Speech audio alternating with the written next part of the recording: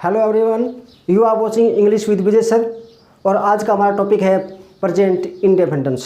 Present इंडेफिनिट्स में बच्चे V1 के साथ अस या इस के चक्कर में फंस जाते हैं और डू और डज का प्रयोग कहाँ होता है इस बात में भी कन्फ्यूज होते हैं। आज हम इस टेंस में V1 के साथ अस या इस कैसे प्रयोग करते हैं इस कंसेप्ट को पूरी तरह क्लियर करने वाले हैं। तो आइए शुरुआत करते हैं प्रेजेंट इंडेफिनिट्स। इस टेंस का फॉर्मेट जान लेते हैं। इसमें हम सिंपल सेंटेंस में सब्जेक्ट प्लस सबसे पहले हम सब्जेक्ट लगाते हैं और सब्जेक्ट के बाद V1 के साथ अस या इस लगाते हैं। सब्जेक्ट प्लस V1 और V1 के साथ हम अस लगाएंगे या ES लगाएंगे प्लस ऑब्जेक्ट। ये हमारा फॉर्मेट है। कई बार बच्चे समझ नहीं पाते कि यहाँ अस और ES का ये क्या चक्कर है, तो इसको हम पहले क्लियर कर लेते हैं। हमने सबसे पहले क्या करना है कि जो हमारे सब्जेक्ट हैं यू, वी, दे और जो प्लूरल सब्जेक्ट हैं जैसे boys, girls, Ram and Shyam, ये एक सब्जेक्ट है हमारा। राम और श्याम ये प्लूरल सब्जेक्ट है। तो ये प्लूरल सब्जेक्ट यदि कहीं आते हैं तो हम क्या करेंगे ये आपको समझ लेना है। वहाँ हम अस या एस नहीं लगाएंगे, ये बात आपको ध्यान रखनी है। और यदि हमारे पास सिंगुलर सब्जेक्ट आ जाते हैं ही, सी, इट और एनी नेम, किसी का नाम यदि आ जाता है, जैसे एन नेम में हम ले लेते हैं राम या श्याम। ये राम अलग है और श्याम अलग है। ये सिंगुलर सब्जेक्ट के साथ हम अस या ES लगाएंगे और प्लूरल के साथ नहीं लगाएंगे। बस आपको इतना समझ लेना है। जैसे हम एक वाक्य लेते हैं, तुम खेलते हो। तुम खेलते हो। अब इसमें तुम हमारा सब्जेक्ट यू, अब ये यू प्लूरल है। तो हमने बताया था कि यदि ये सब्जेक्ट आते हैं प्लूरल के सब्जेक्ट, तो हम यहाँ सिंगल वर्ब केवल V1 लगाएंगे, उसके साथ अस या एस किसी प्रकार का हम यूज नहीं करेंगे। तो यू और हमारी जो वर्ब है वो है प्ले। यू प्ले, आप खेलते हैं या तुम खेलते हो। हम खेलते हैं तो यहाँ हो जाएगा वी प्ले। यहाँ भी हम अस या इस नहीं लगाएंगे। वे खेलते हैं तो भी यहाँ हो जाएगा दे प्ले। यहाँ भी अस या इस नहीं लगाएंगे। इस तरह यदि हमारे पास कोई प्लूरल सब्जेक्ट है, मान लीजिए आता है बॉयज, तो ये हो जाएगा बॉयज प्ले। यहाँ अस या इस नहीं लगाएंगे। राम एंड श्याम खेलते हैं, तो राम एंड श्याम भी एक प्लूरल सब्जेक्ट है, तो ये हमारा हो जाएगा राम एंड श्याम प्ले। यहाँ अस या इस नहीं लगेगा। लेकिन हमारे पास यदि ये सब्जेक्ट आते हैं singular subject he, she, it या किसी का नाम राम है, श्याम है, रवि है, अनिल है, तो हम अस या इस लगाएंगे। जैसे मान लीजिए इसी वाक्य को हम लेते हैं कि वह खेलता है, तो यहाँ हम क्या करेंगे ही प्लेज, यहाँ अस लग जाएगा ही प्लेज। वह खेलती है सी प्लेज। राम खेलता है तो हो जाएगा राम प्लेज। श्याम खेलता है श्याम प्लेज। अब कई बार बच्चे कंफ्यूज आते हैं कि अस तो हमने लगा दिया और ये ES क्या है, तो उसको भी हम समझ लेते हैं। इस कंसेप्ट को भी हम क्लियर कर लेते हैं कि अस आपको कहाँ लगाना है और ES आपको कहाँ लगाना है। यदि किसी वर्ब के लास्ट में आपको यदि ओ दिखाई दे, आपको यदि CH असच या आपको X दिखाई दे या आपको डबल एस दिखाई दे, तो वहाँ आप क्या करेंगे, आप वहाँ ES लगा देंगे। अदरवाइज आप अस का प्रयोग करेंगे। जैसे हम एक एग्जाम्पल लेते हैं, वह स्कूल जाता है, तो क्या हो जाएगा, वह स्कूल जाता है, ये हमने बनाना है। तो ये हमारा सब्जेक्ट हो गया ही। अब ये सिंगुलर है, सिंगुलर के साथ हम वर्ब में V1 के साथ एस लगाते हैं, तो ये हो जाएगा ही जाना, गो। तो ये देखिए गो के अंत में ओ है, तो यहाँ हम क्या लगा देंगे, ES, तो ये हो जाएगा ही गोज। और फिर हमारा ऑब्जेक्ट है गोज टू स्कूल। तो ये हमारा इस तरह से सेंटेंस बन जाता है। तो हमने इस बात को ध्यान रखना है कि अस हम कहाँ लगाएंगे और ES हम कहाँ लगाएंगे। ये हमारा कंसेप्ट, आपका कंसेप्ट जो है वो क्लियर होगा। उसके बाद नेक्स्ट है हमारा नेगेटिव सेंटेंस। नेगेटिव सेंटेंस में क्या होता है, सब्जेक्ट प्लस, अब यदि हमारा सब्जेक्ट सिंगुलर है, यानी कि ही सी इट या कोई नाम है, तो हम वहाँ डज लगाएंगे और उसके साथ में डज नॉट। और यदि हमारा सब्जेक्ट प्लूरल है, तो हम डज नॉट के स्थान पर डू नॉट का प्रयोग करेंगे। और क्योंकि हमने डज नॉट और डू नॉट से ही सब्जेक्ट के सिंगुलर या प्लूरल होने का पता लगा लिया है, यानी कि हमारा सब्जेक्ट यदि सिंगुलर है तो हमने डू के साथ में ES लगा दिया, हमारा डज हो गया।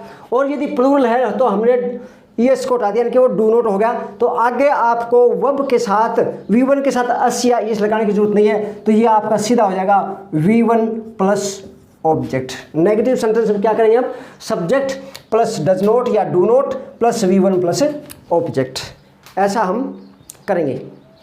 जैसे हमने कोई भी एक सेंटेंस लेना है, राम स्कूल नहीं जाता है।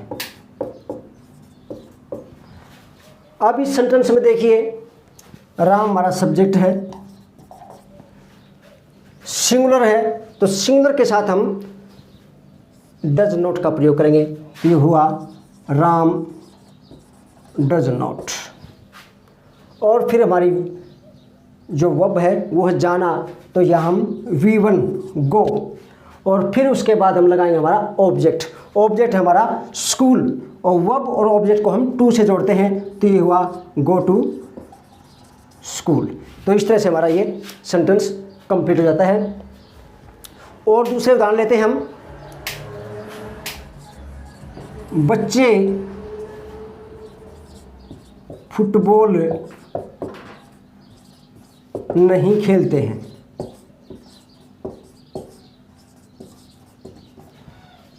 अब ये देखिए हमारा सब्जेक्ट है बच्चे, चाइल्ड एक बच्चा और चिल्ड्रन होता है प्लूरल, तो यहाँ हमारा हुआ चिल्ड्रन।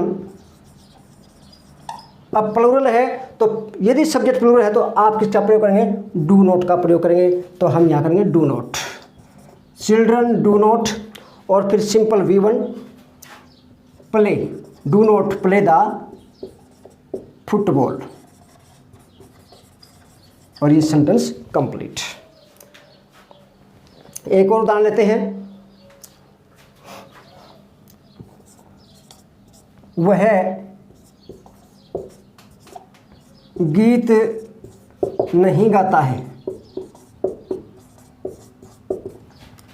अब यहाँ हमारा सब्जेक्ट वह है, तो ये हुआ हमारा ही सिंगुलर है, तो सिंगुलर के साथ हम क्या लगाएंगे, does not, he does not. Verb हमारी है गाना, सिंग, तो हमारी ये सिंगल वर्ब हो जाएगी, और ऑब्जेक्ट हमारा गीत, तो जो यहाँ ही does not sing a song, और ये सेंटेंस कंप्लीट। हाँ भाई। और नेक्स्ट है हमारा इंटेरोगेटिव सेंटेंस। इंटेरोगेटिव सेंटेंस में हम सब्जेक्ट के अनुसार डू या डज को सब्जेक्ट से पहले ले लेते हैं। तो इसका हमारा फॉर्मेट होगा डज या do plus subject plus V1 और प्लस ऑब्जेक्ट और क्वेश्चन मार्क। अब क्योंकि सब्जेक्ट के अनुसार हमने पहले से डू या डज का प्रयोग कर लिया है, तो यहाँ पर भी हम V1 ही प्रयोग करेंगे। V1 के साथ SCI से यहाँ भी हम नहीं लगाएंगे। फॉर एग्जाम्पल, उदाहरण के लिए, जैसे क्या वर्षा होती है और क्वेश्चन मार्क। अब यहाँ देखिए, वर्षा होना हमारी वर्ब है। इस सेंटेंस में सब्जेक्ट इट है। जिस वाक्य में सब्जेक्ट नहीं होता वहाँ हम सब्जेक्ट इट मान लेते हैं। तो हमारा ये सिंगुलर है, तो सिंगुलर के अनुसार हम डज का प्रयोग करेंगे। डज इट रेन, क्या वर्षा होती है। और यदि इस वाक्य को हमने इंटेरोगेटिव बनाना हो, यानी कि इंटेरोगेटिव नेगेटिव सेंटेंस बनाना हो, तो हम डज नॉट और डू नॉट इकट्ठा न लगा के सब्जेक्ट के बाद नॉट का प्रयोग करेंगे। जैसे हम क्या करेंगे, डज इट नॉट रेन और क्वेश्चन मार्क। इसी तरह से क्या बच्चे शोर करते हैं, क्वेश्चन मार्क। अब हमारा सब्जेक्ट यहाँ बच्चे यानी कि चिल्ड्रन प्लूरल है, तो हम यहाँ वाक्य के आरंभ में डू का प्रयोग करेंगे। डू हेल्पिंग वर्ब का प्रयोग करेंगे, क्योंकि हमारी हेल्पिंग वर्ब सिंगुलर के साथ डज और प्लूरल के साथ डू का प्रयोग करते हैं। तो यहाँ हमारी डू हेल्पिंग वर्ब। अब हमारा सब्जेक्ट चिल्ड्रन, डू चिल्ड्रन शोर करना हमारी वर्ब है, तो ये हो जाएगा मेक ए नॉइज और क्वेश्चन मार्क। और इस सेंटेंस को हमें नेगेटिव बनाना हो तो यहाँ हम डू चिल्ड्रन और नॉट का प्रयोग हम यहाँ करेंगे। Do children not make a noise. Next example, क्या वे सच बोलते हैं, क्वेश्चन मार्क। अब इस सेंटेंस में हमारा सब्जेक्ट है वे, जो कि प्लूरल है, तो हम हेल्पिंग वर्ब डू का प्रयोग करेंगे। तो ये हमारा हुआ डू, दे, और सच बोला स्पीक द ट्रूथ, तो ये हुआ स्पीक द ट्रूथ और क्वेश्चन मार्क। और इस सेंटेंस को हमें नेगेटिव बनाना हो तो हम सब्जेक्ट के बाद नोट का प्रयोग करेंगे, डू दे, और यहाँ हम नोट लगाएंगे।